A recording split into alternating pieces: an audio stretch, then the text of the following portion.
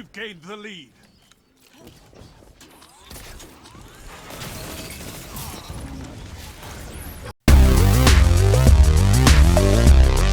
Hey folks, Shotgun Sabi here, and the Devil's Ruin just came out yesterday, and it seems like everyone and their mothers come out with a video on how to get this thing.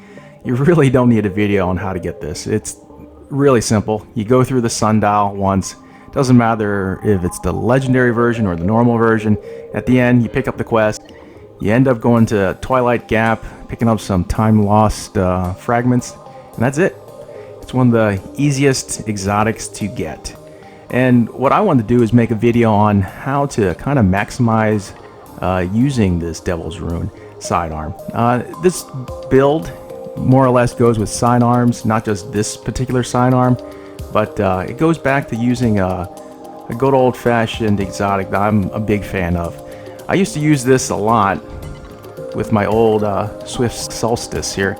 I was a big fan of sidearms before they became vogue, so now they're becoming more or less kind of a meta now. Now looking at the Mechaneer's Tricksleeves, it's an old exotic. The armor perk is spring-loaded mounting, increases sidearm ready and reload speed.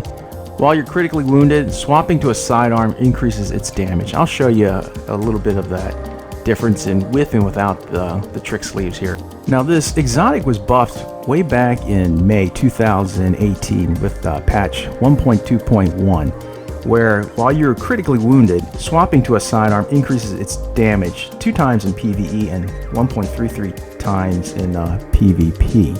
Pretty significant boost in damage to up its performance as an exotic. Now I like using this exotic with my old sidearms, like I said. But the downside of using this exotic is you have to be in that critical state, which means you have to be in that red bar state. It's something you don't want to be in because usually you get killed pretty quickly afterwards after a few shots.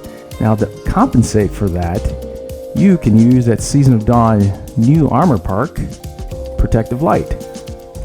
What this does is while you're charged with light, you gain significant damage resistance against combatants when your shields are destroyed. This effect consumes all stacks of charged with light. The more stacks consumed, the longer the damage resistance lasts. Of course, there's a downside. You get a -10 strength, but that's really not that significant.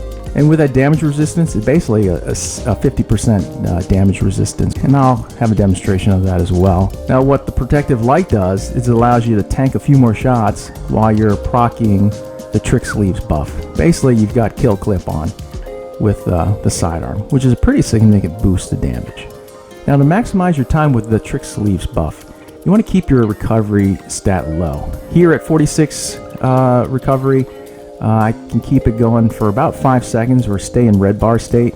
So that's a pretty significant time to keep the Tricksleeves buff on. Now of course, to use the Protective Light, you have to have charged with light as a buff. In order to do that, there's several methods of course. I prefer using taking charge. Become charged with light just by picking up orbs. I find that's really easy since all you need is a masterworked weapon or a super. So orbs are pretty plentiful in PvE and PvP. The other methods are viable as well, but they're very more specific. Like this one, you need to use a grenade launcher. There are other methods. You can use snipers or shotguns, but however you want to tailor it to your playstyle. Alright, now just a quick demonstration of the sidearm with and without the Mechaneer's Tricksleeves.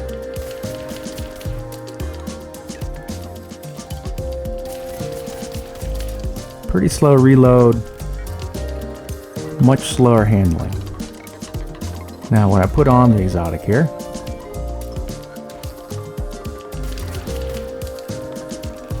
very significant difference there. Another reason why I like using these exotics with sidearms. Alright, now I want to demonstrate how this build works. Of course, you got to pick up the charge of light, kill some ads, when the orbs drop, pick it up. And there I'm already charged with light ×2.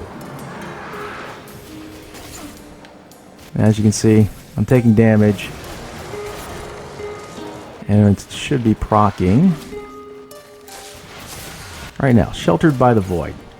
And at 2 charges, it's 9 seconds. Now you see, I pulled out the the Devil's Rune, Tricksleeves is up, and again, you have that damage potential. Again, I'll do it again. Another orb. You're protected here, or not yet, but when it does proc, you'll see. Alright, Shelter by the Void. You pull out your other sidearm, you do that extra damage. And it's very helpful. And by the time you're back to health, the void will be gone. It's also important to note that when you want to proc the Tricksleeves, you have to pull out the sidearm. Now I have two sidearms right now on, but still, you get the idea. Orb. Let's see if I can take some damage here. More ads. There you go. You see, only 6 seconds with one charge. Pull out the sidearm, melt the ads. Pretty straightforward. At least with this build, you can tank more shots. And when you're charged with light again, take some damage, flip out your sidearm you want to use, and bam, you're doing a lot of damage. Of course, you got the other mode when you hold down the trigger.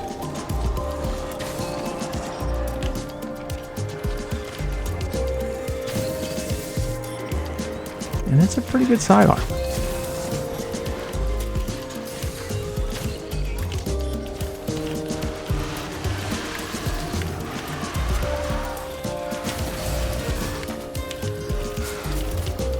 It's a fun one to use.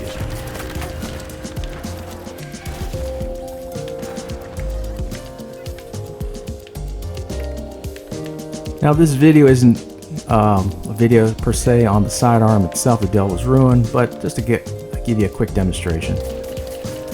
Normal fire, you just pull the trigger. And as you get lower, you can hold down the trigger. It automatically pulls from reserves and fires out that laser beam. More or less, you can use it like a sidearm or a fusion rifle, so to speak.